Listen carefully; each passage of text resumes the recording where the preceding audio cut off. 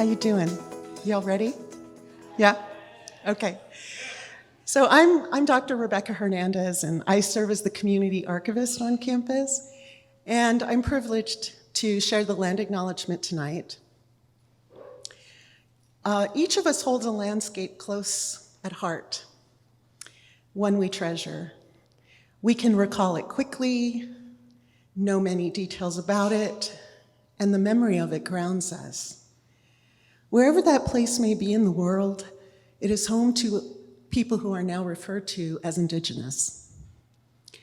Their creation stories tell us that to get here, they may have emerged from the earth, traveled the Milky Way, walked over a rainbow, or were born of the foam along the sea.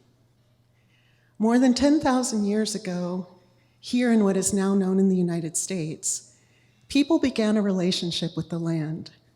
It is a relationship similar to the ones we share with others we love. We must listen to it, pay attention, nurture it, and remember the land that the Creator placed us on. This intimate understanding of place is at the center of all we do as a community. Land acknowledgements allow time for all of you who are not Indigenous to consider your role in going beyond reading and hearing it, and reflecting on your own relationship to the land where you live and work. Ideally, land acknowledgements provide a moment for us to reflect on the beauty of the place we enjoy as guests. In this case, to appreciate all the Amah Mutsun Tribal Band does to honor it. This land acknowledgement was written by members of the tribe with faculty and staff at UC Santa Cruz. It honors the Yupi, a tribe with no living descendants, but remains the home of their ancestors nonetheless. The land on which we gather is the unceded territory of the Awaswa-speaking Yupi tribe.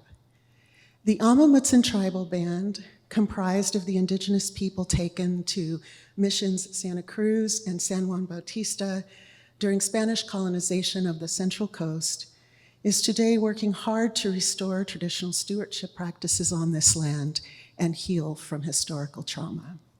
Thank you.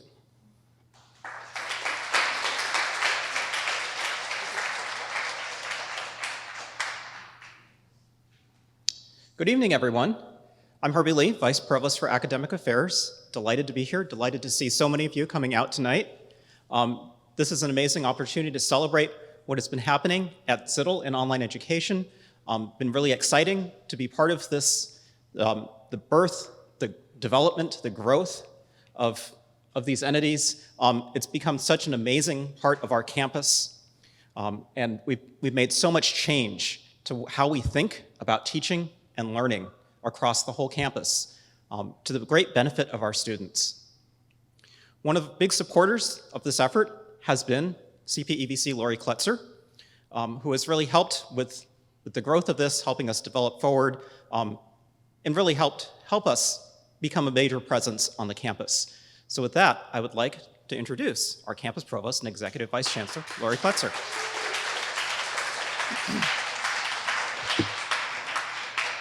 Herbie, thank you for that. Really, really greatly appreciated. I'm Lori Kletzer. I'm the campus provost and executive vice chancellor.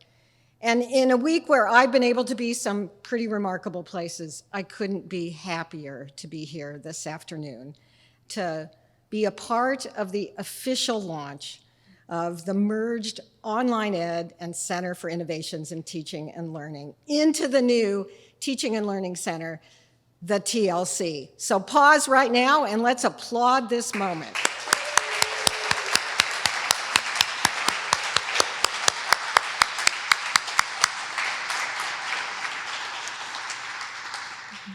This celebration today should be very much about celebrating our accomplishments, but also about celebrating the really remarkable future that we have ahead, right? A future that is only possible because of those remarkable accomplishments. And I have a few pages here, and I have a lot to say. So that's all a warning that I have a few things that I want to say this afternoon. We are also here to celebrate the leadership of Jody Greene, the founding director of CITL.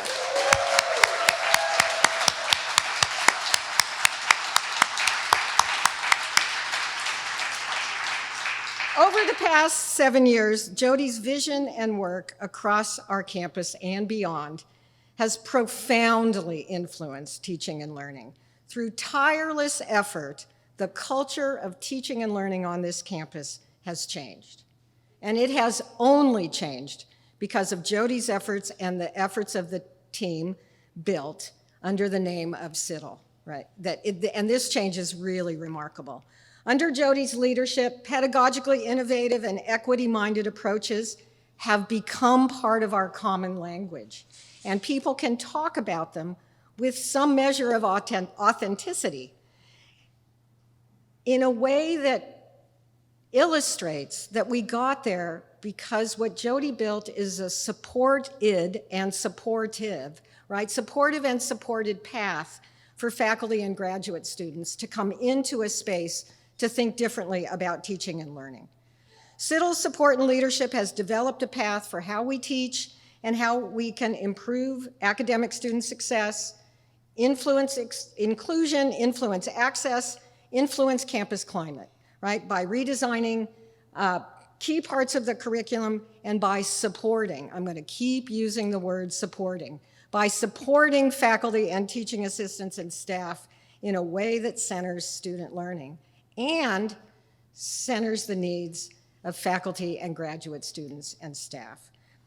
I want to acknowledge that the creation of CITL happened while I was away, we'll call it that, right? It happened while I was away, and I will return to that.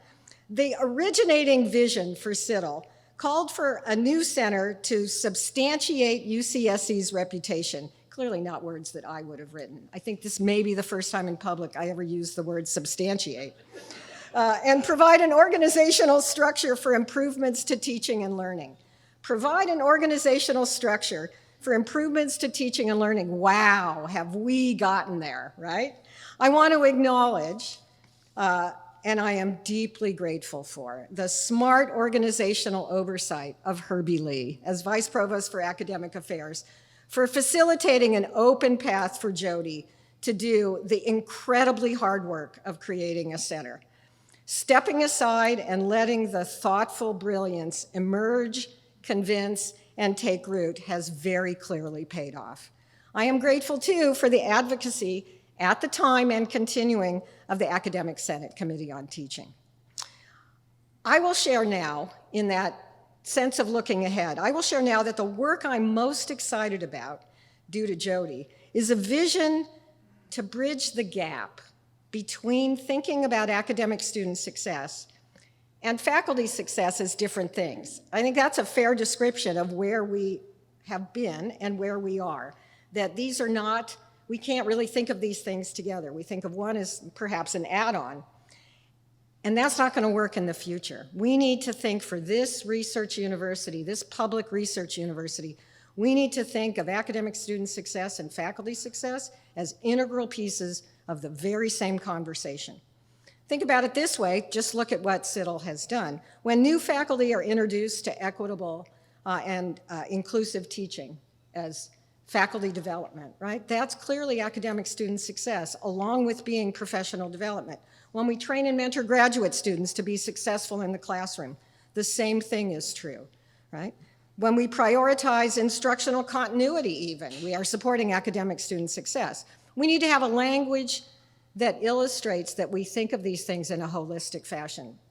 I think we can see the problem, right? And I'm really excited about the work that will lie ahead.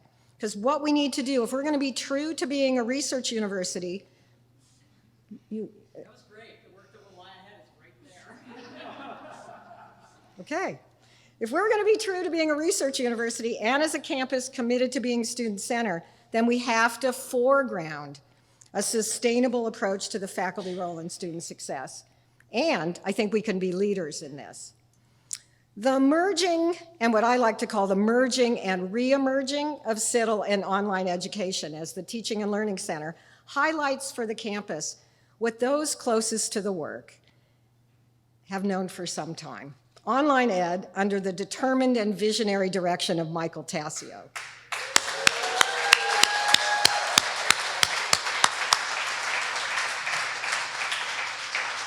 Online Ed and CITL are longtime partners, guiding, supporting, connecting, and encouraging faculty and graduate students to think, to redesign courses through the lens of student-centered learning. And now it's a closely guarded secret that everybody is going to know, right, through this organizational change. It's also well-timed for the campus, right? As a still fairly recent member of AAU, and as a pretty unique member of AAU, right? We say this one all the time, but I'm going to say it again here. We're only one of 4 members of AAU that is a Hispanic serving institution, and we're one of 2. We're one of only 2 that is also an Asian American and Native American Pacific Islander serving institution. We have some really distinctive characteristics, which I choose to think of as being platforms for leadership.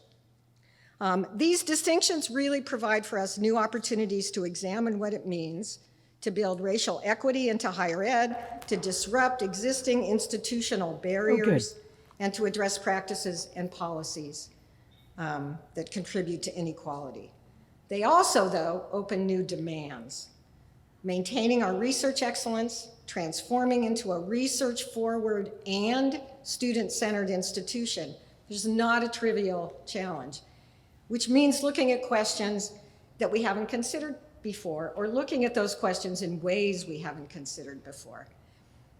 Working with faculty and other partners, CITL and Online Ed have shown us that they are partners and leaders in understanding what the serving word really means, thinking about how to design curriculum and individual courses to be equity-based and socially and culturally informed, and figuring out how to leverage technology, data, and pedagogy to transform courses into experiences that maximize learning for students.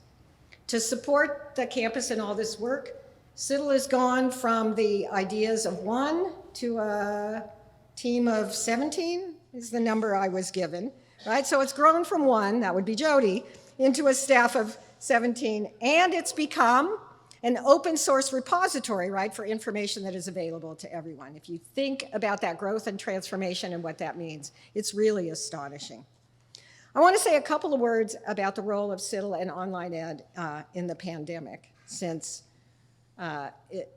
it touched everybody's lives. And I don't mean the pandemic, but I mean the efforts of CITL and Online Ed. You know, as universities around the country and around the world were really scrambling to find alternative technology-driven or technology-related means to continue to teach remotely, we had Jody and Michael. We had Jody and Michael's foresight. You know, so CITL and Online Ed were ahead of the curve. We're well prepared to address the call because they've been talking about educational accountability and being able to shift our focus, right, to continuity of instruction. And now, 3 years after the pandemic started, slightly more, right, than 3 years after the pandemic started, we see the impact of that foresight. Continuity of instruction calls me into meetings several times a week, right? It's a priority across the academic year. And every quarter we know that we will have disruptions that can't disrupt the basic nature of what we do, right? That we will live a life that has wildfires and power outages and intense weather and strikes. And we have to be prepared, right, to still continue to do the most critical aspects of our mission. In a way, for me, continuity of instruction over the last 3 years was really the booster, pun intended, of directing our attention to transforming UCSC into an equity-based and learner-centered university. The Teaching and Learning Center, as I said, is our future, and it's secured in a foundation that has been CITL and Online Ed. And this merging and re-emerging, celebrated today, is an incredibly fitting time to celebrate the accomplishment, the merging and emerging, and it's an incredibly important time to celebrate Jody. This being the time that Jody is stepping down from being faculty director. It is also time to celebrate the future, and that would be the future of Robin Duncan. So I am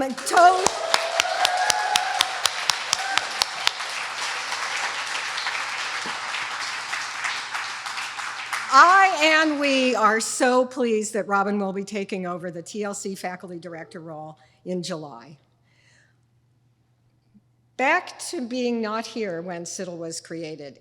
That's what allows me to say that my own experience with CITL is really a charmed one. I have had the honor and fun of working with Jody in many capacities. I have watched Jody extend the reach of CITL and open more pathways and connections across campus, demonstrating the necessity of the work and how it can and will transform UCSC. And I am looking forward to much more. The successes along the way are the result of Jody's commitment, vision, and knowing that higher ed, and particularly in our framework as a public minority-serving research university, it has to change if we're going to meet the needs of faculty and students in the 21st century. Jody always has the best interests of faculty and our instructional community in mind. From workarounds on specific issues to bigger problems that, as they like to say, involves policy, and I don't do policy. Well, I can do policy, and I take the workarounds. That motivation to support our faculty in pursuit of teaching and learning is authentic, it is visible, it is constant, and it is a source of trust and respect building. I want to close by sharing some of the gifts that have come my way in my colleagueship with Jody. An inspiring generosity of spirit and an expansiveness in places that are opened for other people to join. Gifted in leadership and ambitious, I can't get her to look at me, and ambitious in making a difference. Not willing to settle for trifling, alert to mediocrity, and a capacious perspective and a deep respect for wisdom. Jody, thank you for your commitment and partnership as we work together to be the student-centered research university to which we aspire. And now I'm getting out of the way because I'm going to turn the podium over to Jody Greene. Thank you.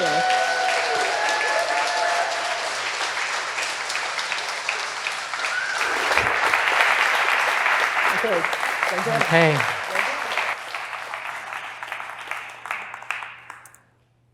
Thank you. We'll just go back and pretend that never happened. Those were some never-before-seen portraits of bell hooks.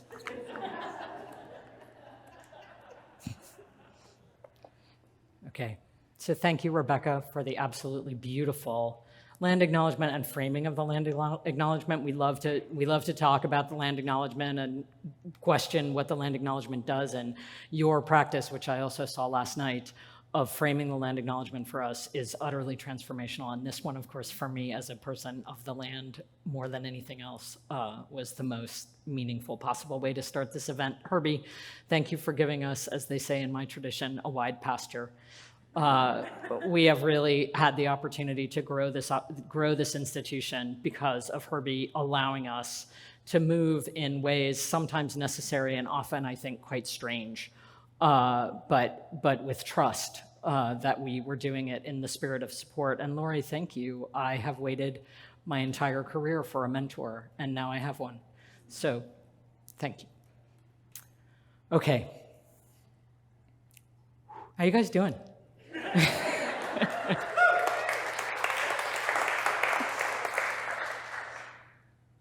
So I said that I would make sure that you understand at the beginning, this is not a classroom, and I am not a TED talker, so I'm going to read my remarks today.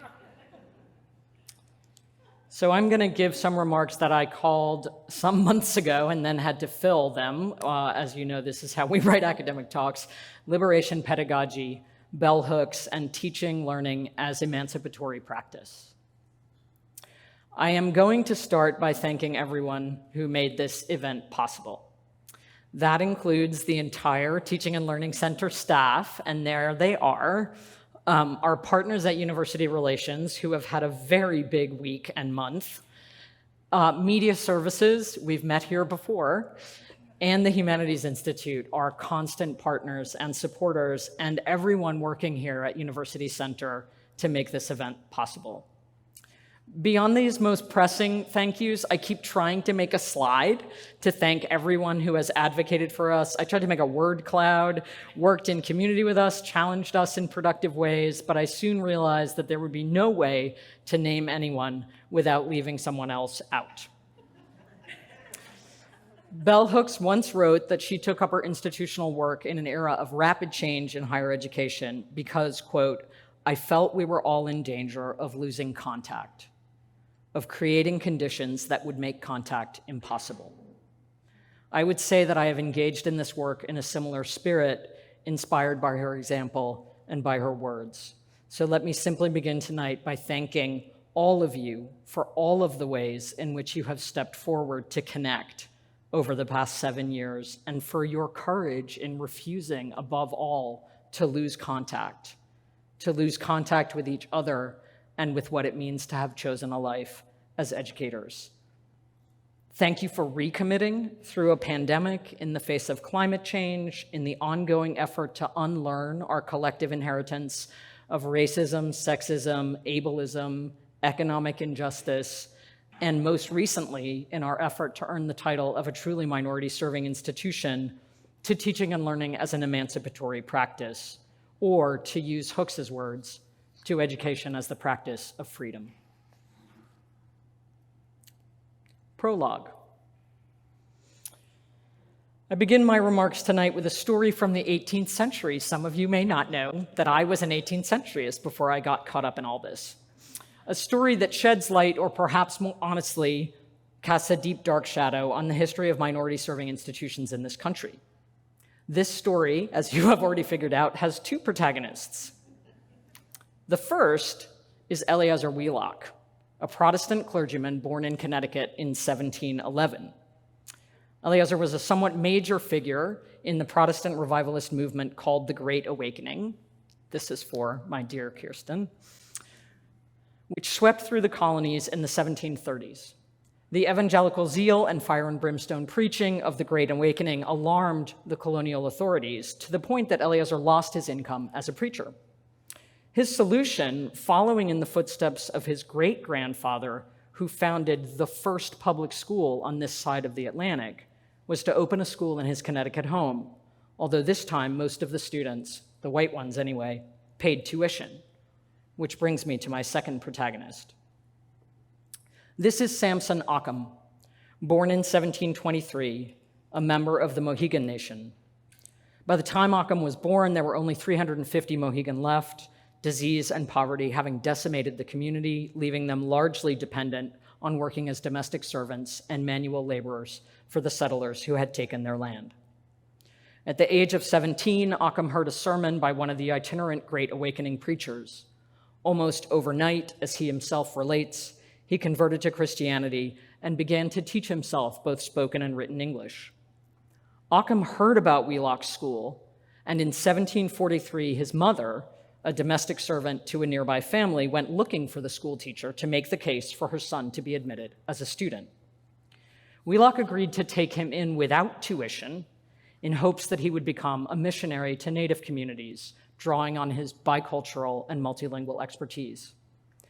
In less than 4 years, Occam mastered reading, writing, English, Latin, Hebrew, and Greek, but in the process of doing so, nearly destroyed his eyesight.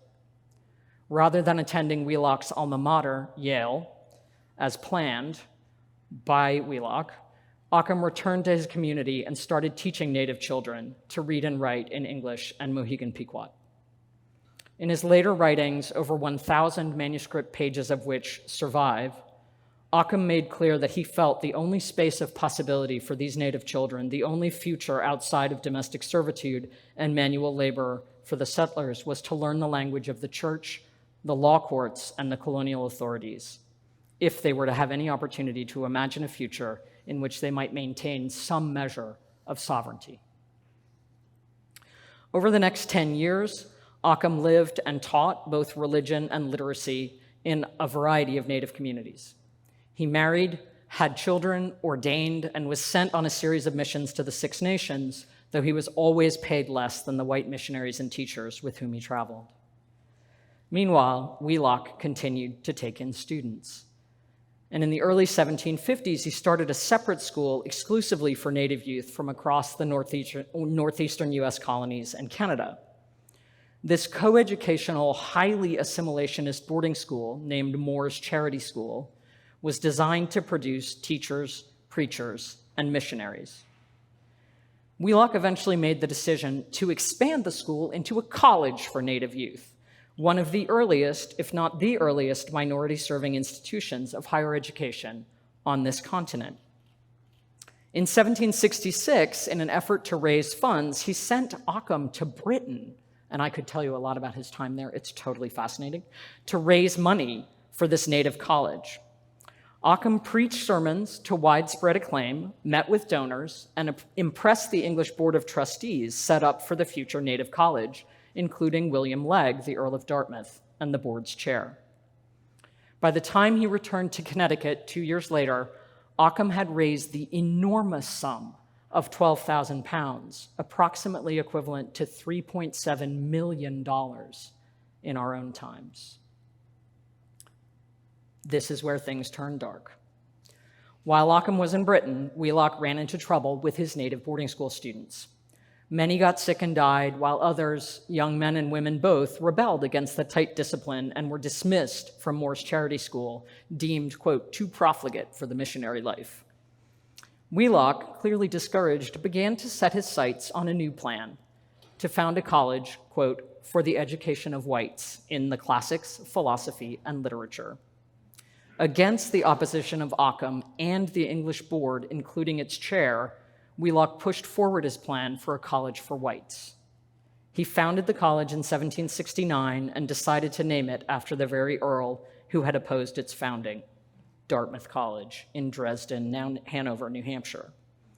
By a couple of years later, Moore's Indian Charity School had closed, the majority of its funds, including the millions raised by Occam, reappropriated to pay, quote, for the education of whites. And this is a sign marker of the former site of Moore's Indian Charity School, but it really looks like a gravestone to me. In July of 1771, faced with, let's call it theft, of the funds he had raised in England, Occam wrote a scathing letter to Wheelock, in which he brilliantly weaponizes his classical education. I am very jealous that instead of your seminary becoming alma mater, she will be too alba mater to suckle the tawnies. Rather than being the nourishing mother, alma mater, Wheelock had projected and promised, the new college will be alba mater, a white mother, unable to suckle or nourish Native youth. Indeed, though places were guaranteed for Native Americans at Dartmouth from its founding, Occam's prophecy about its meager benefits to the poor Indians proved accurate. During the first 200 years of its existence, all the way to 1970, a total of 19 Native Americans graduated from Dartmouth. You might be forgiven for wondering why I am bothering to rehearse this sorry history of the founding of a private Ivy League institution on the other side of the country on this celebratory occasion at the start of a talk dedicated to the legacy of bell hooks. My reasons for doing so are two. On the one hand, it helps us to understand something about the long history of multicultural higher education in the US, the promise repeatedly held out since settler times to communities of color that colleges and universities might play a critical role in mitigating white supremacy, empowering BIPOC communities, and remediating the dynamics of racial inequality on which the nation was founded and from which the powerful continue to benefit. That so many of these efforts have failed is perhaps less notable than the fact that so many of us continue to believe that maybe this time they won't. Honestly, I don't believe that we would be today seeing the kind of all-out assault on higher education in general and on DEI, CRT, ethnic studies in particular, if this belief were not alive and well 2.5 centuries after Wheelock's betrayal of Samson Occam. I think I'm going to take a drink before I do this bit.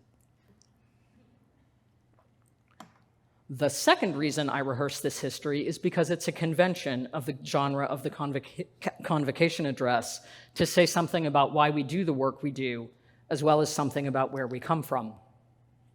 So I will open my shame briefcase, as the great educational developer Torgny Roksha says, and tell you that this story is, in a way, also mine. My father's mother was born Marcia Wheelock. My twin brother's middle name was also Wheelock, James Wheelock Greene. Eliezer is my close kin, my second cousin, to be exact. I come from a long line of Wheelocks who have worked in higher education. My ancestors founded, taught, administered, coached, and devoted their lives to colleges and universities, both public and private. They seem to have had a particular penchant for starting schools designed to train teachers. It's a family history I'm proud of. First public school and school teacher in this settler nation, not bad, and also, as you imagine, one of which I am deeply ashamed. If you ask me why I do the work I do around teaching, learning, and equity at this public, newly minority-serving institution, my answer is twofold. I do this work as a form of reparations, a recognition of the harm that my ancestors caused through their betrayal of Samson Occam and so many others to whom they falsely extended the promise of higher education, only to withdraw that promise and return to their habit of serving and nourishing the powerful and their interests. This is not a debt that will ever be repaid, but it is good fuel for getting up and going to work every day. I also do it, though, because I too still believe in the capacity of colleges and universities as spaces of radical transformation, both individual and social. I believe with bell hooks that the, quote, vast majority of college educators are basically well-meaning, but that we need support and guidance if we are to unlearn the tenets of what she calls the classroom's politics of domination and the subtle work of dominator culture. After 7 years heavily engaged in this work alongside all of you, I continue to believe that the transformation of ourselves and our institution, not just our institutions, is possible. If I did not believe it were possible, I would not do this work. And yet I also believe that if we are to become a minority-serving institution, and I prefer it in the future conditional, we all have some work to do. Let's call it liberation work. So I chose some photos that were not the usual photos that you see of the educators I'll talk about because I wanted the ones that were fierce. Since the founding of the Teaching Center, our approach has been guided by the work of 3 visionary thinkers about the history, present, and future of higher education. By what I can only describe as grace, 2 of the 3 have been our convocation speakers. In 2016, Kathy Davidson, author of The New Education, spoke to us about the history of higher education in this country. I like the fist. And the overwhelming need to reimagine colleges and universities away from their elitist roots and in the face of a rising tide of neoliberal co-optation. Quote, "The goal of higher education is greater than workforce readiness," Davidson insists. It's world readiness. Then, in 2021, and I know some of you were here for all of this, we were able to remotely host Estella Mara Ben-Simone for CITL's 5th anniversary convocation. Estella spoke to us about practicing equity with fidelity to racial justice. Okay, practicing equity with fidelity to racial justice, challenging us to move, as the title of her best-known co-authored work has it, and we have copies to give away if you stop by the Teaching Center, from equity talk to equity walk. The third figure in our trinity of badassery is, of course, bell hooks. I'm going to go back to Bell.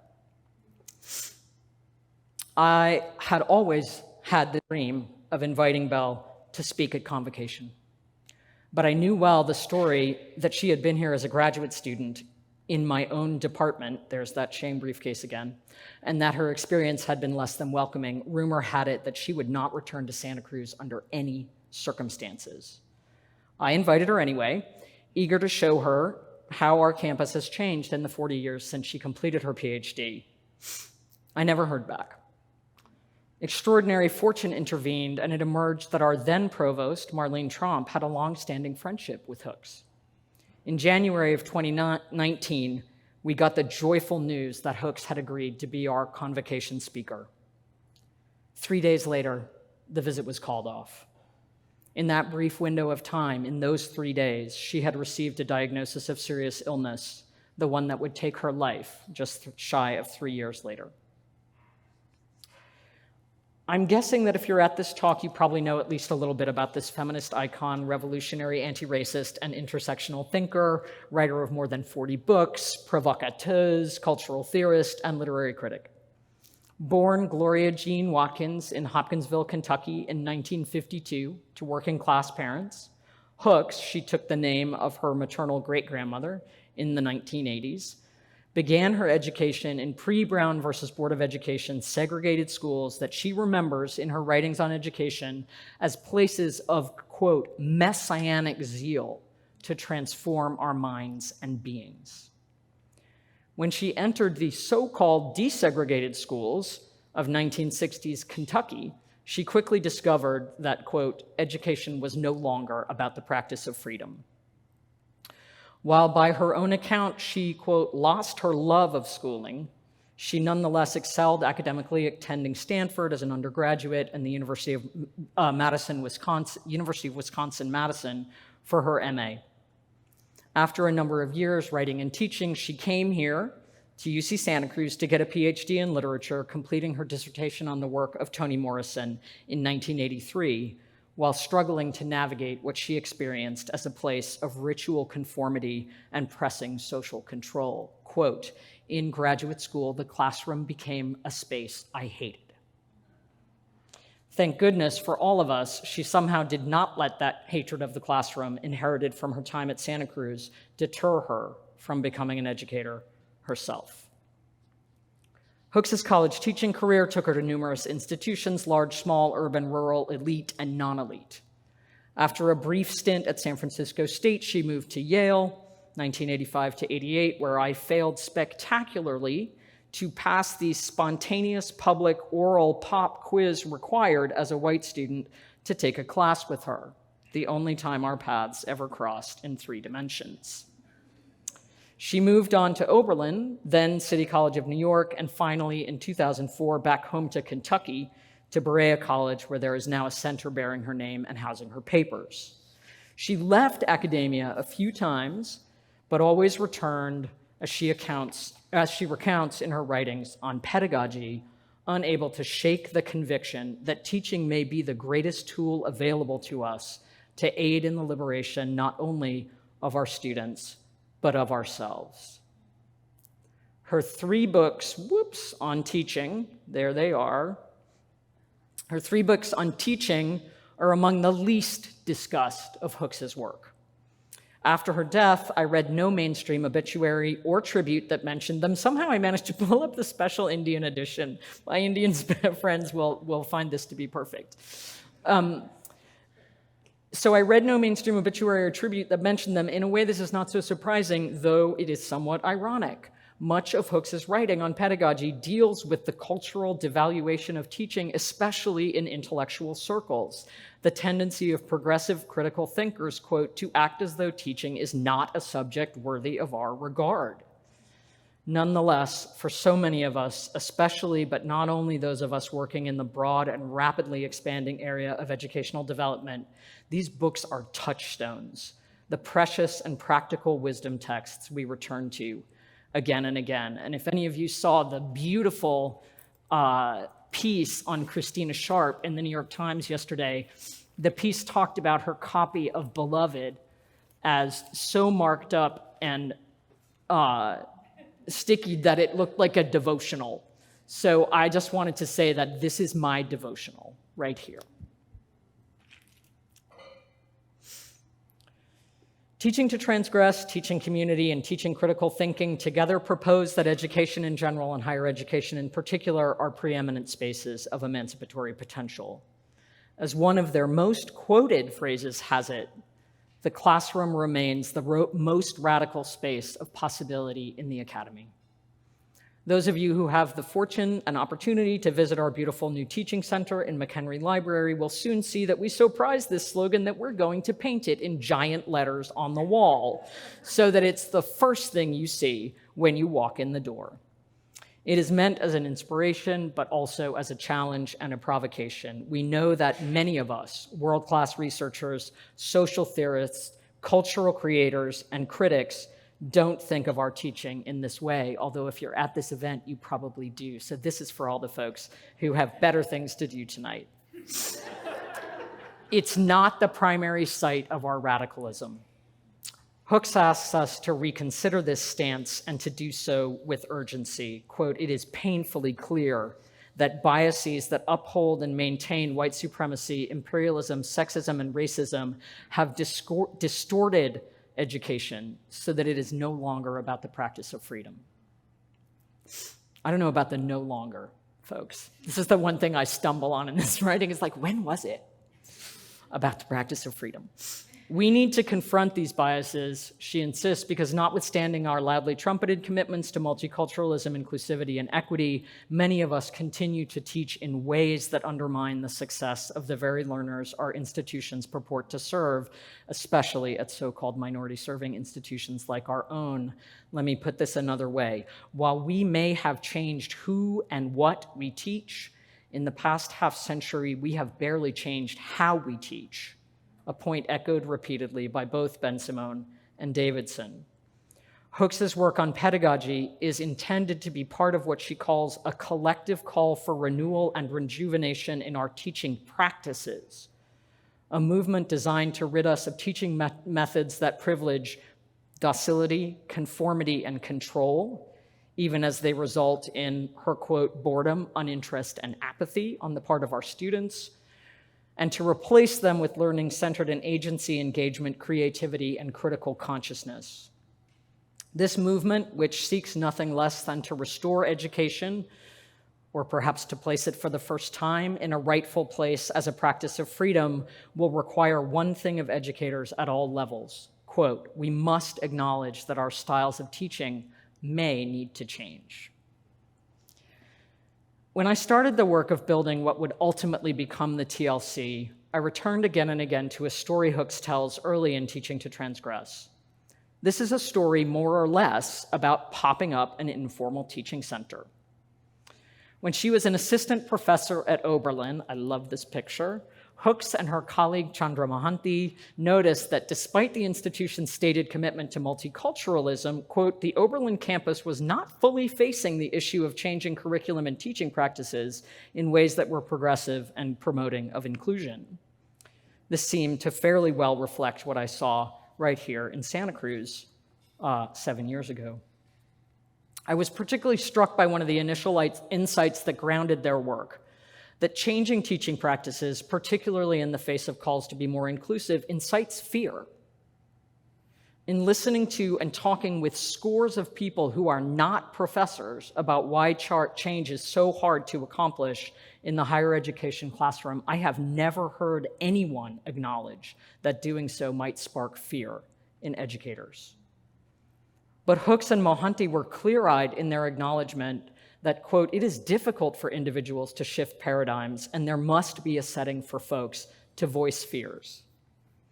The group thrived when faculty members were able to talk informally among themselves, not only about their fears, but about specific ways they had experimented with new approaches to teaching. Quote, "hearing individuals describe concrete strategies was an approach that helped dispel fears."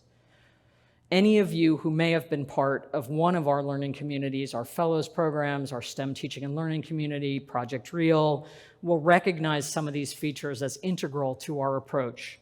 Starting small and informally, making space for talking about fear or confusion, providing concrete strategies rather than abstract theories, and establishing a community of peers to work through teaching challenges as a collectivity sharing similar working conditions. Now, you'll be stunned to hear that this approach did not come without its challenges. As Hooks writes, regardless of the basically well-meaning group of mostly white faculty in attendance, quote, "we had to work consistently and against and through the overwhelming will on the part of folks to deny the politics of racism, sexism, heterosexism, and so forth that inform how and what we teach. Hooks and Mohanty took the approach of making space for their colleagues to be honest about their beliefs about students, as well as about teaching and learning, and possibly about each other. But that doesn't mean the process was simple or uniformly uplifting. We had not realized, Hooks admits, how much faculty would need to unlearn racism. At a predominantly and culturally white, educationally elite institution like Oberlin or like Santa Cruz, opening up conversations about teaching inevitably means entering contested ideological terrain thick with ostensibly neutral concepts such as merit, value, achievement, rigor, objectivity, intelligence, and aptitude. Add to these the traditionally deeply privatized nature of higher education teaching. Almost none of us has experience sharing much about our approaches to teaching, let alone our students' outcomes or experiences with colleagues or outside experts, some of whom come from inside. And you can see that the terrain of running a teaching community, let alone a teaching center, can quickly become fraught indeed. As Hooks and Mohanty soon discovered, to host conversations about teaching, even in a community of peers, requires an unusual blend of delicacy and diplomacy on the one hand, and a willingness to engage in critical interrogation on the other, in order to open up the private space of teaching to inquiry, critique, and transformation. The Oberlin teaching community was short-lived, and Hooks and Mohanty, by their own account, quote, initially felt a tremendous sense of disappointment, unquote, in realizing how deeply the full range of biases remain entrenched, hiding in plain sight, or not even hiding, in much of the higher education teaching community. But far from abandoning her commitment to transformative pedagogy, Hooks persisted in advocating and acting for what she calls the renewal and rejuvenation in our teaching practices. Throughout her career and right up, and imagine if what we thought we were doing was rejuvenation. I just really like that. Throughout her career and right up until her death, she traveled and consulted at colleges and universities, working with groups of faculty members to confront their witting and unwitting denial of the structures of power and domination that plague institutions of higher education and prevent us from living up to our own ideals, let alone fostering, nourishing, and serving our students' success. Many elements of Hooks's pedagogical approach are well known: her advocacy for active learning, her insistence that we make space for personal experience, her demand that, quote, non-white experience and social reality must be brought in the classroom, her belief in critical consciousness as the most important learning outcome of a college education. No wonder it's so under threat. But I want to bring to attention some dimensions that are less often remarked. When I think about the impact on my own practice of Hooks's writings on teaching and learning, what stands out most are her reflections on how we must transform ourselves before we can begin to transform our practices of teaching and learning and the institutions in which we make our lives. She offers deep commentary on the internal work necessary to move beyond dominator culture, not only in our classrooms, but in our hearts and minds.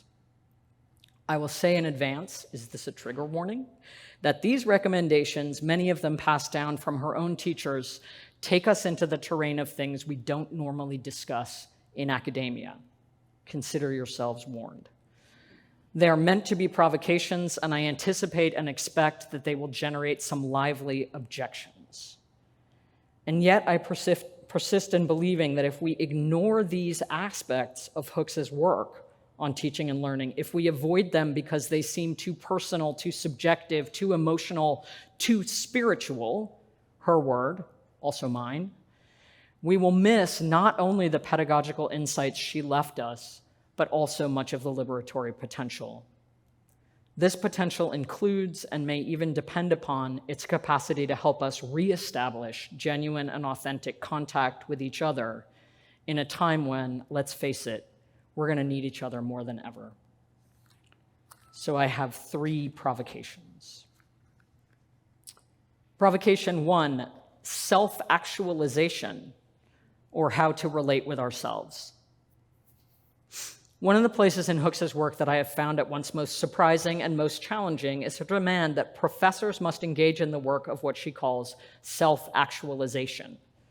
if they are to succeed in empowering students. Drawing on the work of her Buddhist teacher, Thich Nhat Hanh, Hooks includes in the process of self-actualization everything from critical self-awareness to humility to personal healing. In one of her more damning reflections on her personal educational journey, for instance, she notes that most of her professors were, quote, not the slightest bit interested in enlightenment. More than anything, they seemed enthralled by the exercise of power and authority within their mini-kingdom, the classroom. Being interested in enlightenment here means something like being willing to locate ourselves, to reflect on our positionality, to wake up to our privileged location in the power relations of the academy, and to acknowledge suffering, our own and others, rather than acting as though it doesn't exist.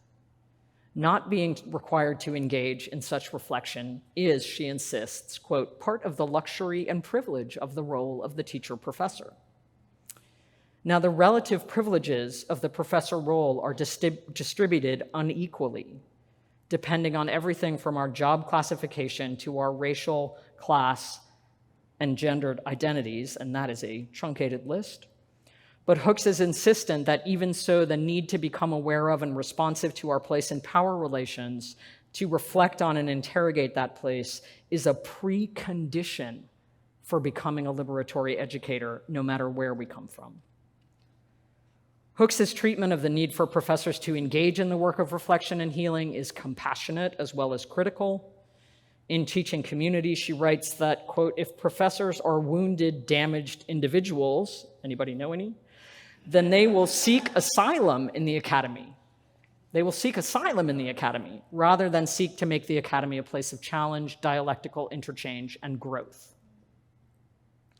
If we have not had the inclination, time, or resources to take care of our blind spots, let alone the damaged parts of ourselves, we are not going to be able to enter the classroom Hooks envisions with the capacity to respond skillfully to dissent, welcome conflict, or embrace the unpredictability of a learning space that is structured more democratically than monarchically. Given the rising demands and workload that affect every single one of us, professional staff, faculty, administrators, and students, particularly though not uniquely those of us at under-resourced public research universities, it may seem like too much to add self-actualization to the already proliferating list of buckets of our professional activity. Still, I don't think, based on my own history and based on my interactions with many colleagues in distress or difficulty over the past few years, that Hooks is entirely wrong. As Jacques Derrida, the teacher-philosopher whose legacy is most central to my own writing and teaching, once put it in an interview, if I am tyrannical within myself, I would tend to be the same outside. I've seen a fair amount of tyrannical behavior in my time as CITL's director, some of it in the classroom, some between colleagues, but most of all, I've witnessed it in how people relate with themselves. If the language of enlightenment and self-actualization doesn't resonate for you, Hooks has another way of expressing the need to consider how we relate with ourselves as a primary dimension of our critical agency and our pedagogy. All of us in the academy, she writes, are called to renew our minds if we are to transform educational institutions and society so that the way we live, teach, and work can reflect our joy in cultural diversity, our passion for justice, and our love of freedom. All transformation, this is me, all capacity to move with joy and love toward justice and freedom begins and ends with ourselves. Provocation 2. Aren't you glad they're short? Dirt in the water. This one's a little longer. Or how to relate with others. Much of Hooks' thinking on education as a liberatory practice is taken from her engagement with the work of Brazilian educational theorist Paulo Freire.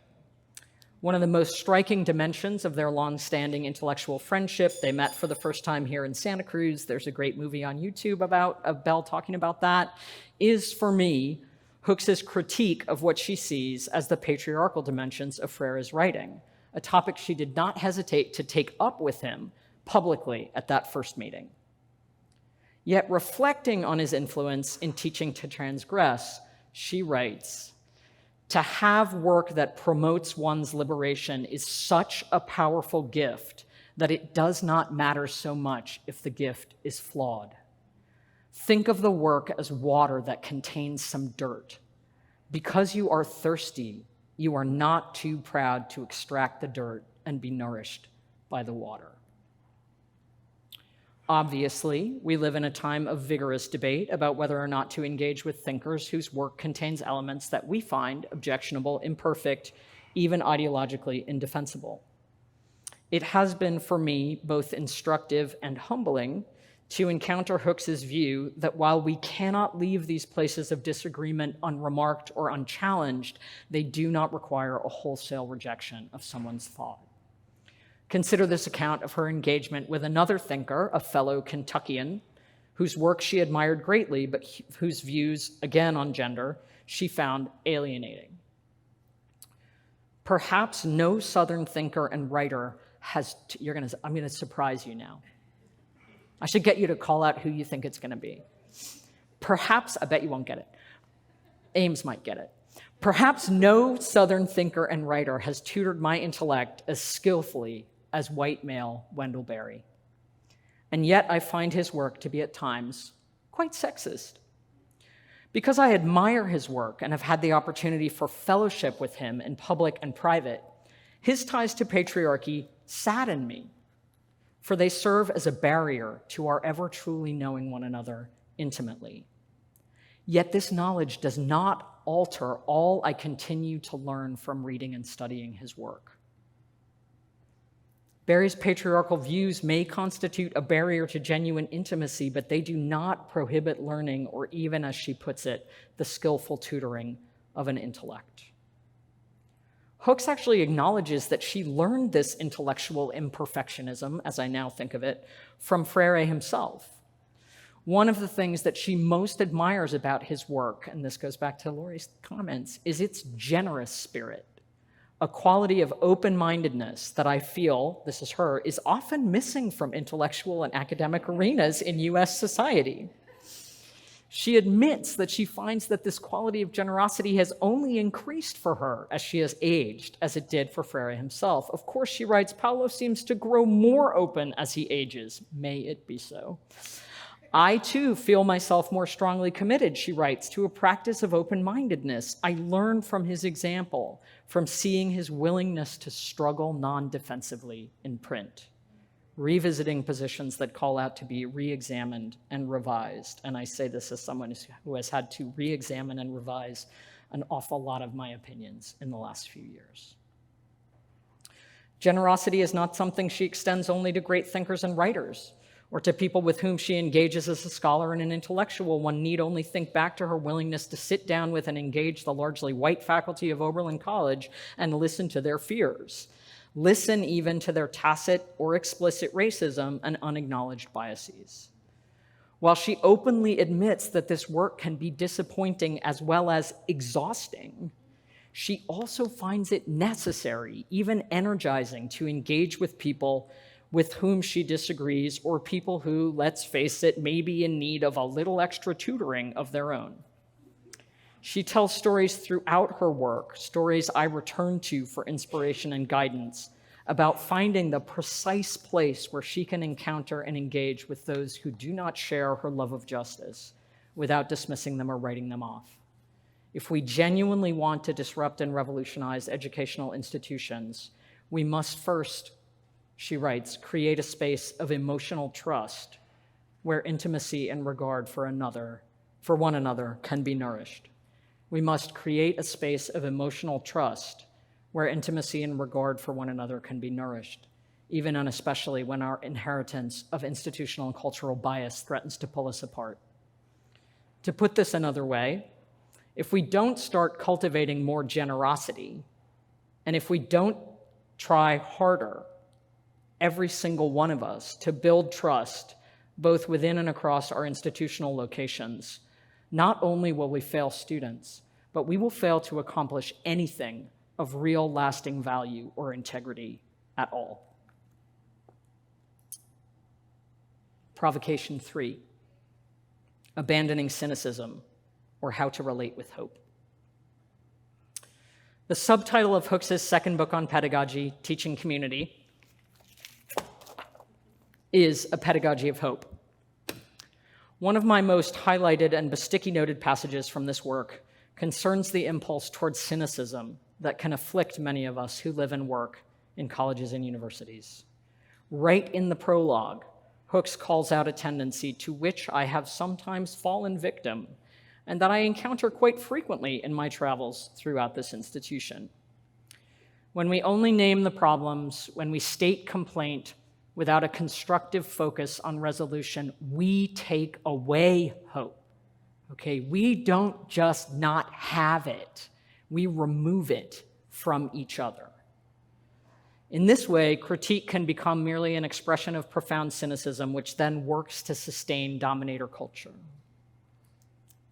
One of the things that I've most loved about the work of building a teaching center in community with so many of you in difficult times has been the way in which it has forced me to stop naming problems and to start doing whatever is in my power to respond to them. Paradoxically, and contrary to popular belief, I have found that working as a full-time academic administrator, far from blunting my capacity for critique, has required me for the first time to respond to moments of institutional, environmental, or political upheaval with the question, what would a resolution look like that would mitigate harm? As satisfying as it sometimes felt to state complaint, and sometimes it felt pretty satisfying, without being required to look for resolutions, that approach to institutional life ultimately felt deadening, discouraging, and hopeless for me. Committing oneself to institutional transformation, especially in these times, is a risky proposition. There are few guarantees in an era of shrinking resources and outright assaults on higher ed, not to mention pandemics, climate change, rising authoritarianism, and ever-widening income inequality. More often than not, you find yourself swimming against a tide of mistrust or something stronger from those on behalf of whom you do the work in the first place. Yet my own experience, notwithstanding the truth of that statement, has been that working to renew the educational mission of this institution alongside so many of you to push it to live up to its double designation as a genuinely minority-serving institution has constituted a kind of service that has been intellectually, ethically, and politically energizing. As Hooks herself says, this kind of institutional service is a form of political resistance that reverses many of the features of traditional academic culture by requiring us to learn to trust one another and to work in mutual partnership. Hooks recounts that in the course of her own service to institutions and colleagues, she found it necessary, quote, to cultivate a spirit of hopefulness about the capacity of individuals to change. With this unyielding faith, she entered into what appeared to be a closed and intractable system and rendered it available for transformation. Throughout my academic career, she writes, I have sought the spaces of openness, searching for the places of possibility. For a long time, returning again and again to that quote about the classroom as the most radical space of possibility in the academy, I was laser focused on what seemed to me like the intentionally tendentious, almost mocking claim that the classroom, not the essay, not the artwork, not the critical theory, not the scientific paper, constitutes the real locus of the academy's radicalism. But as I have returned to that quotation over the years, I'm more and more struck by what seems an even more revolutionary claim, that the classroom is the most radical space of possibility. And that it is only by believing in and moving toward that possibility, toward what Hooks elsewhere calls hope, that we save ourselves from despair. As Freire puts it in a passage that forms the epigraph to Teaching Community, it is imperative that we maintain hope, even when the harshness of reality may suggest the opposite. Reality of late has been undeniably harsh. For 13 quarters in a row, teaching and learning on our campus have been disrupted by fires, floods, power outages, a pandemic, and protests of many kinds. They have also been disrupted by disengagement, mental health concerns, exhaustion, existential dread, fears about gun violence, a housing crisis, raceless pamphlets, food insecurity, and feelings of understandable hopelessness on the part of both educators and learners. It seems clear to most of us that systems that seem more or less stable just a decade ago are crumbling, and that this job is not going to get easier anytime soon. People often told me during the height of the pandemic that they were amazed by my optimism. I am only being honest when I tell you I would not describe myself as an optimist. This was on my desktop for the entire pandemic. I'm not even sure I'm all that hopeful, actually. What I would say is that I am inclined, driven even, to orient my life in the direction of possibility, which is the closest thing I know of to freedom. I keep recommitting myself to the university and to this university in these troubled times because, like Hooks, I find it to be a space of possibility, a place that, perhaps more than ever in its history, is finally ready to acknowledge its inequities and failed promises and turn to the work of repair. I still believe that the classroom, as Hooks writes, with all its limitations, remains a location of possibility. But I believe that about the university as well.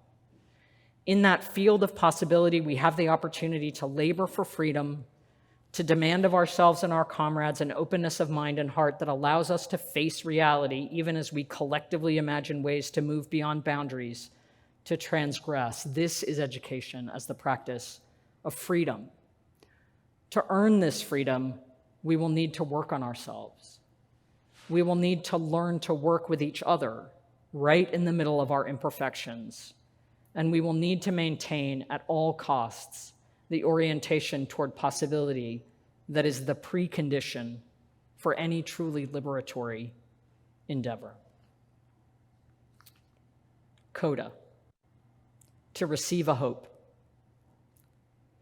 I keep wondering what exactly led the teenager Samson Occam to take up the study of English, teach himself the rudiments of reading and writing, and sign himself up for an entirely alien form of schooling, blending classical languages and revivalist Protestantism. Knowing from the outset that he would never be treated equitably at Wheelock School or beyond it, what did Occam see as the promise of education for himself or his community? If his original worry, as he wrote, had been that his community was perishing for lack of vision, what drove him to apply himself so assiduously to getting an education that he very nearly destroyed his own eyesight altogether? Occam left one enigmatic hint about his motivations in a 1765 first draft of his autobiography, composed just before he left for England. During a childhood spent hunting, fishing, and learning from his parents, who, he recounted, were very strong in the customs of their forefathers, Occam had little contact with settler culture other than occasional visits from itinerant preachers who sometimes tried to get the children to learn to read. Yet in his teenage years, all of that changed. When I was 17 years of age, I received a hope.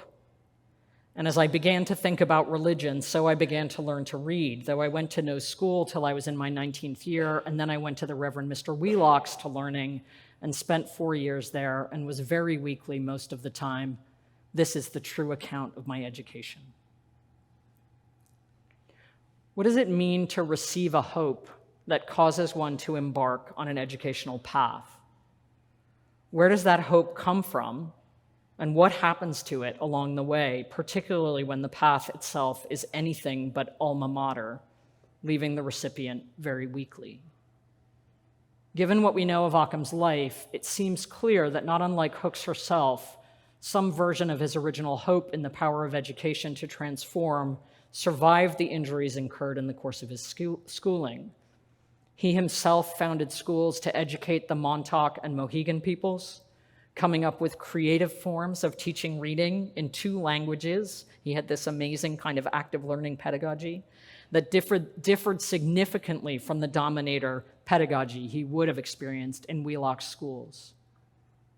He went on to advocate for pay equity for himself and other Native missionaries, to participate in legal claims to secure the return of indigenous lands appropriated by settlers, to take part in the founding of a new multi-tribal settlement called Brotherton that prohibited white settlers from coming anywhere near the land except by invitation, and to preach publicly in the 1780s against enslavement, saying of one local congregation, "I hope that church and congregation will soon liberate all their slaves." I know of a Baptist church not far from this place who have agreed, and I think they have made it a term of communion, that they will not commune with anyone that will keep slaves. I'd like to think this last was directly addressed to his former teacher, Cousin Eliezer, who is known to have brought 8 enslaved people with him to Hanover to clear the land for Dartmouth College and to lay its foundations. These people were paid for, they were bought with the money Occam himself had painstakingly raised to build an educational institution designed to free subjected people, not to further dominate them. In teaching critical thinking, Hooks makes one of the boldest and I expect most seriously uncomfortable of all of her claims about teaching. The more I teach, the more I learn that teaching is a prophetic vocation. And I love that it's as she's teaching that she's learning it. The more I teach, the more I learn that teaching is a prophetic vocation. It is, I would respond, such a vocation, but only if we make it so. In Teaching to Transgress, she gives us a sense of what she means by prophetic when she writes that the purpose of education is to, quote, imagine possible futures, unquote, and then to work tirelessly toward their becoming. This is the world readiness that Kathy Davidson writes of, a readiness that is equal parts world imagining and world making. But what is an education for world readiness when the world is something we have never seen before, something that may well be beyond the power of our imagination? How on earth do we make ready for that? I believe Samson Occam knew a little bit about this situation. Occam, whose educational glass was more dirt than water, nonetheless found ways to imagine possible futures for the Mohegan and their allies, and to educate his people in a way that sought to pass on the hope that he had received, notwithstanding the injuries he had sustained with it. In the face of genocide, forced migration, and cultural annihilation, he dedicated himself to teaching as a way not only to imagine a better world, but to prepare for that world and to work in the service of its becoming. This is what Hooks means, I think, when she defines education as liberation work, as the practice of freedom. I will end by saying simply, directly, this is our work now. Thank you.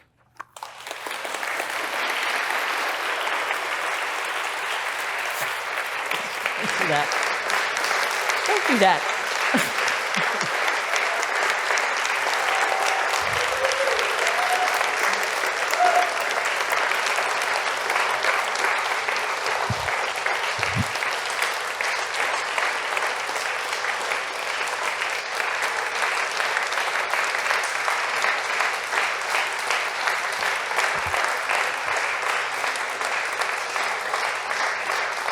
Thank you. I have literally no idea what time it is. Can someone tell me? Is it time to go?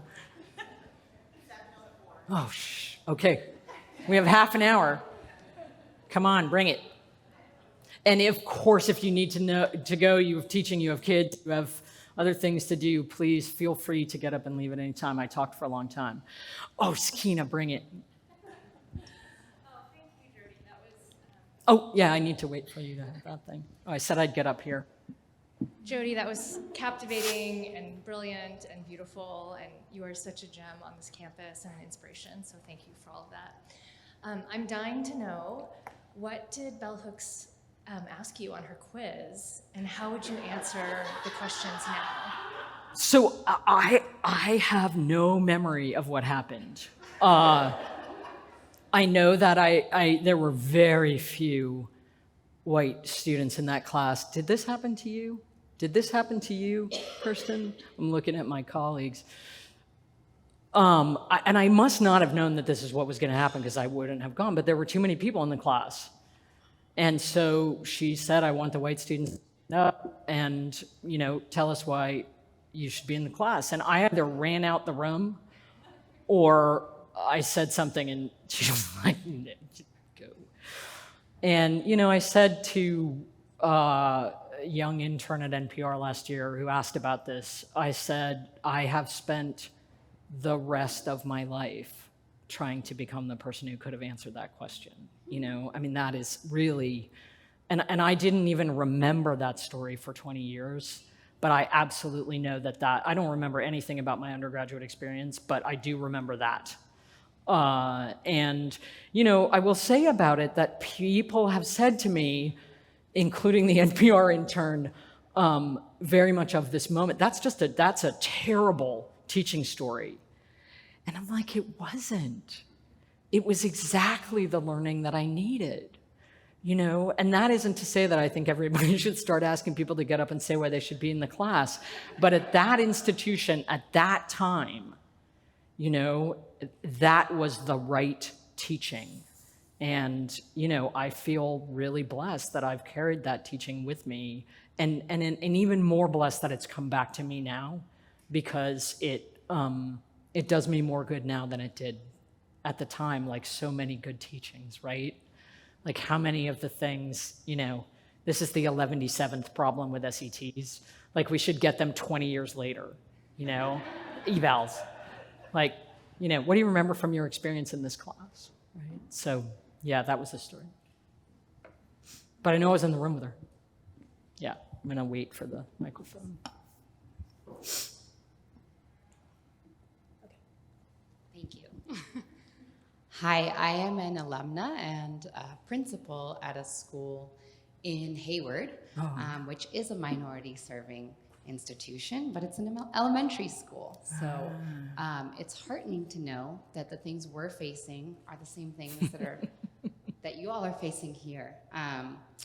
And I'm just so encouraged by this work that you're doing, and I'd love to know, as a person working in a network trying to make some of these changes too, you mentioned critical consciousness as the most important learning outcome, and I love that. And I would love to know, how do you measure that? And how are you approaching? Because as we know, like, accountability measurement metrics sometimes is the only way we can get people to move in this direction. So how are you making it a priority? How are you thinking about measuring it? Yeah. So I've come a long way on measurement. As Herbie knows, Herbie's nodding his head. When I first had this position, I was like, measurement's measurement, it's okay. See if they write you a nice letter in a decade. How do you measure it? I think it goes under many names. One of the measures would be problem solving, right? So if you turn your elementary school quizzes into problem solving, and if you really go out on a limb and you give them problems that don't have a single answer, then you're going to learn a lot about their critical consciousness. But I would say you would also need to observe how they are with others, because that's a critical part of critical consciousness, right? There's a lot of people, I won't name names, but there's a lot of people who are very good at critical consciousness in their scholarly work or academic work, in our experience, who maybe are not so critically conscious when you sit down at a table with them, which is kind of the point I was trying to make about, Hooks asking us to walk it back and think about how we be with each other. As one of my teachers says. So, I do think, and then there are people here like Nandini, who can speak to how we do that in quantitative fields so beautifully, that problem-solving approach. I would say the last thing is, by offering the opportunity to work together in groups, about which you know more than we do, right? You are also inviting a kind of, where's Barbara Rogoff? Barbara Rogoff is one of the great thinkers about how culturally specific working in groups is. And there is a very rapid cultural consciousness, critical consciousness that comes to being able to work in real time with others, that I think comes out at every level of our schooling. It's also been by far the biggest opportunity for growth that I've had in stepping out of a faculty role and working with a team of just an ever-growing team of outstanding professional staff. I've never worked in a group before, ever, in my professional life. And that teaches you critical consciousness in a way that is not the same way. Other thoughts? Nandini, were you going to ask a question? Can you keep time for me? Jody Greene, I met in 2016. So in the light of bell hooks, and I'm a big believer, I think she's my angel. I have all my transformation in my teaching was guided by her philosophy and spirits, and I have been doing this work on this campus for the last, ever since I started working, which was a long time ago. So I as I've been sitting here listening to Jody, bell hooks has she believes that angels, she has a religious background, and that was her spiritual background of Christianity. And she drew a lot of her work and spirituality and transformed it into this sense of love. And in the book that the Love, the new version, she says that angels don't have to be prophetic. They can be a book, they can be a teacher, they can be a person, it can be a role model, they come in various ways in our lives, and we only realize that they have come and touched us when we have recollected and become inspired with hope. So Jody Greene landing in my life in 2016 and talking to me about a teaching center and all the people that we have gathered since then to work with us, I believe that something that was beyond the manufacture of an academic institution that allowed us to be where we are with this teaching center today. And I want to acknowledge the greatness of the events that I have seen alongside, and the new community and the friends that I have built through this process has enriched me in my personal level, in my spiritual level as a person, that I could have never imagined it if it was not for this teaching center.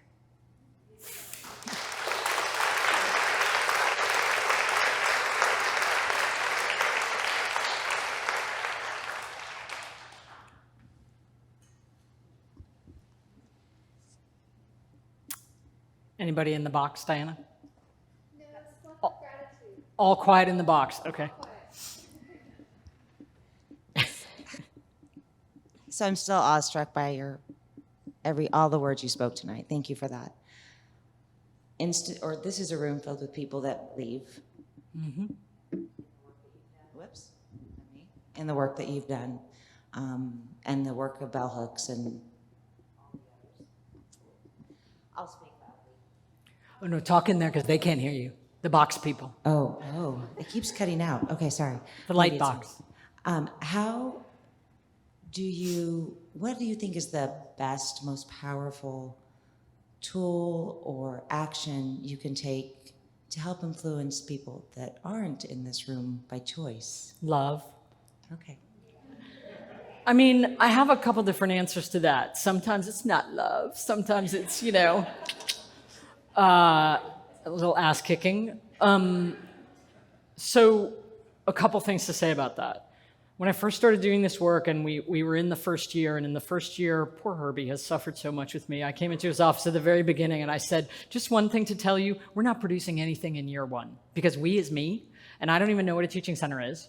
So I need to figure out what a teaching center is. boy, I didn't know how much I didn't know what a teaching center was.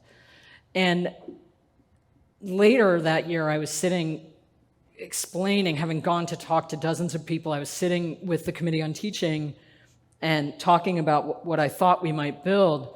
And the then chair of the Committee on Teaching said, well, that's fine, but how are you going to reach the people who don't want to hear about this? And I said, I am not building a teaching center for people who don't want a teaching center, right? That is not effective. And also, we think those people don't want X, Y, and Z.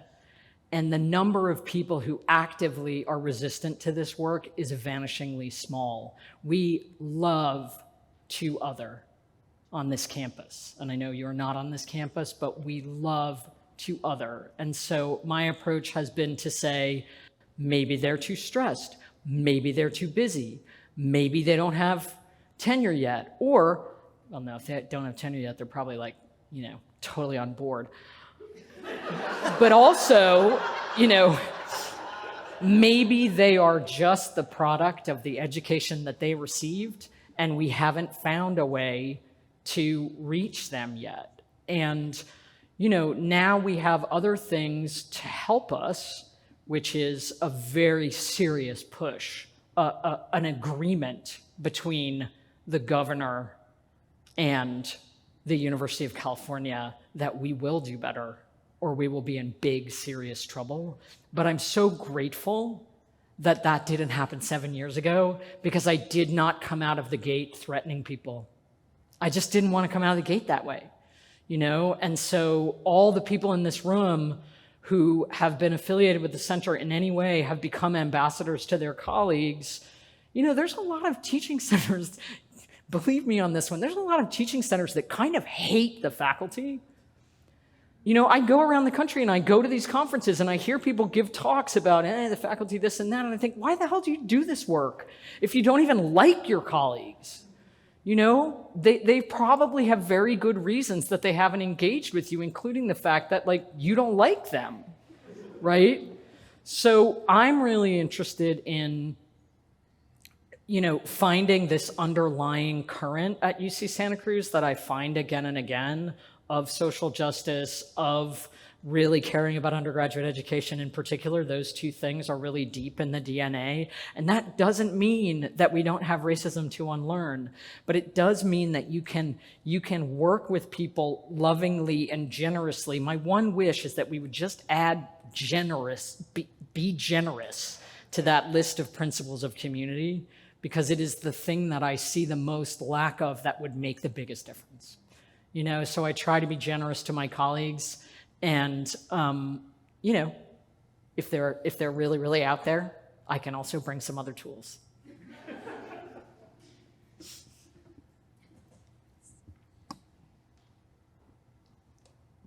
Suzanne. So, thank you. There were so many beautiful words in your talk. Hope, transformation, freedom, liberation.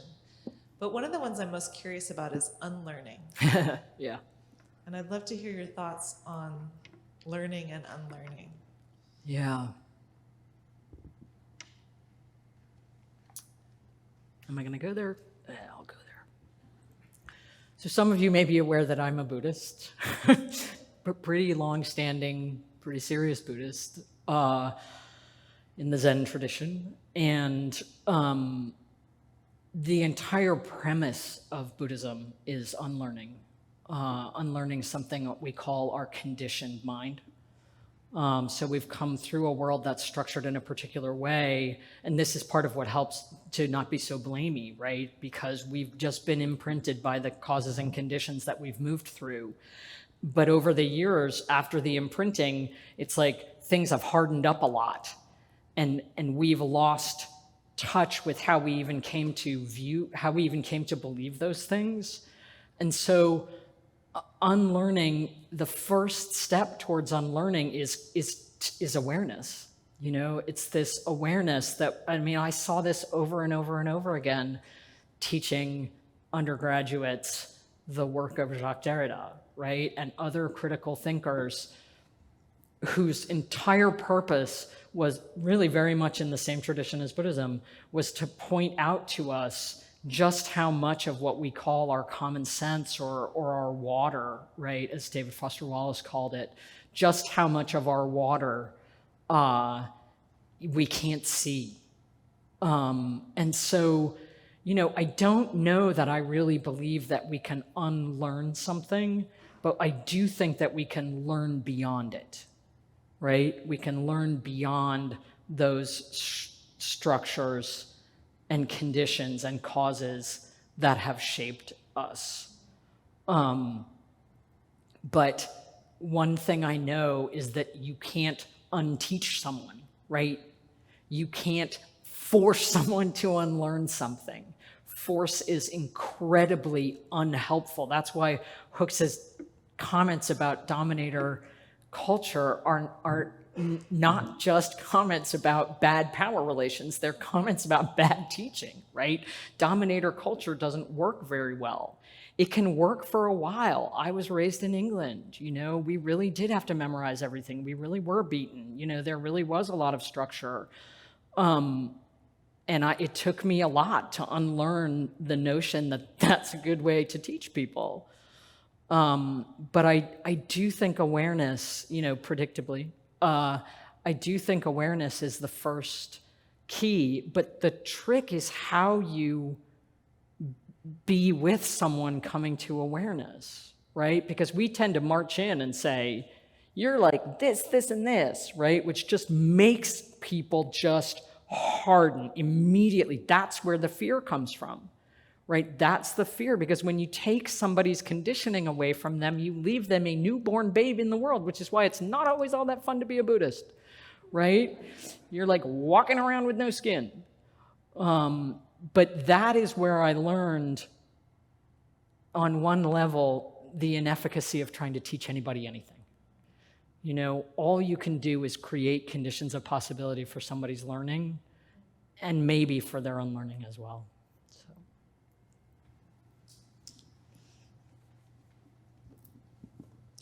We have a Zoom question. Our students are coming of age in an era of increasing racist violence, gun violence, anti-trans violence, all in a more fragile democracy.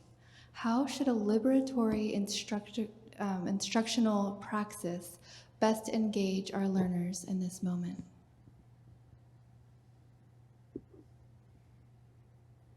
Well, the first thing you got to do is let people talk about that. And that doesn't mean all the time, every day, right? But if you pretend that that's not happening, then your teaching is going to be squandered. That's the first thing that I would say. There are a lot of creative ways to open up your classroom, regardless of what it is you're teaching, to allow space for some of those themes to come forth. In some cases, that's going to be a simple acknowledgement at the beginning of class. You know, just an acknowledgement. I know that some of you may be feeling pretty rough today because I'm not even going to start. Yet another horrific thing happened yesterday.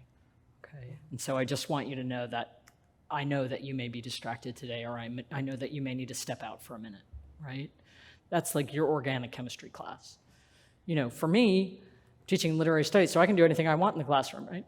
So that is a moment where, you know, I mean, I used to drive to class every single morning. I was taught at 8 a.m. listening to NPR, and I almost never didn't that I had heard on the radio in my class, right? There is always something that you can attach to. And that's what I think students are asking of us. I don't think they're asking us to completely pivot and oh my God, I used the P word, to completely reorient everything. I'm looking at Diana like it's Diana's question. I should be looking at the cameras. I don't think they're asking us to reorient everything and chuck the curriculum. In fact, I believe, you know, with my team, and I've learned from my team, that actually allowing students to be interested in something else for a minute can be very helpful, right? But not at the expense of acknowledging that there's really an awful lot of things happening right now. I mean, there were things happening when I was in college, but not like this, okay? Not like this. So let's stop pretending that it's been like this before, okay? So I think you have to acknowledge, you have to create space, and you also have to, and this is really the key, I think, to all good college teaching, you have to explain why you're making the choices that you're making. So you can say, I'm going to acknowledge that this happened, and then we're going to move into this, right? We're going to move into this because this is something that we can do together. This is something that we can learn together with each other. And right now we're learning, but we can find other spaces to talk about the other things that are happening. You know, so I think having that foot in both worlds is really critical to what we're doing.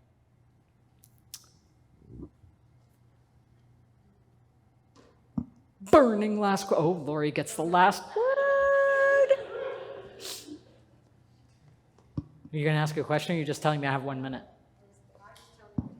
Okay, I have 1 minute. Who wants the 1 minute? Oh, yes! So, thank you so much for this beautiful, inspiring work.